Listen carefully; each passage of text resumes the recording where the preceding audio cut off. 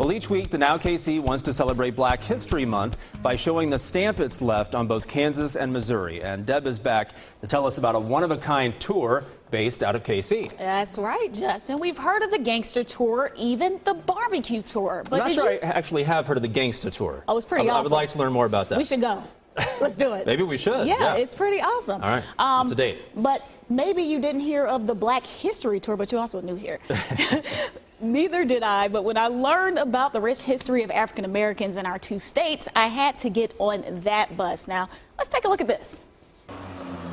The actual original jazz district was actually on 12th and Vine.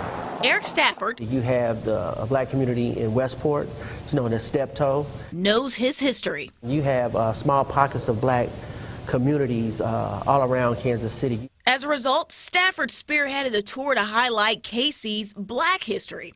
The walking tour lasts about an hour and a half, the bus tour up to 3 hours. And that's where our cameras caught up with Stafford as he led a group of parishioners from Cleveland Avenue Baptist Church. First stop, Case Park. I didn't know that the Lewis and Clark statue was there. Kelly has lived in KC most of her adult life, but her comments aren't uncommon. A lot of people know about some of the historical sites in the area, but have never gone. Like the Quindale Ruins in KCK, an important part of the Underground Railroad. Slaves in Missouri crossed the sometimes frozen river to come to Kansas, a free state. When you think about what they had, probably didn't have the proper shoes or the proper attire, but they took that because they wanted to be free. They wanted to start a new life for themselves and their children. Without black history, there would be no American history. So you can say that the civil rights movement, a lot of it has its roots here in Kansas City.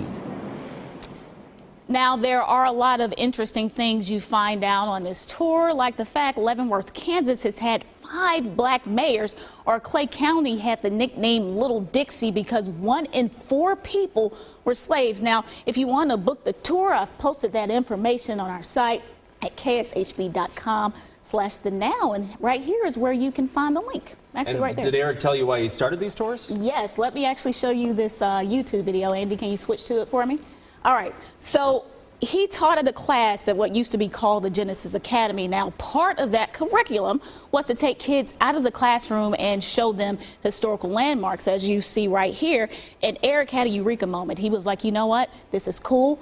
And that turned into his career to showcase not only black history, but Kansas City history. And it's worked out very well for him, Yeah, to say the least. It did. Very cool story. Thank you, Deb. Well, the First Lady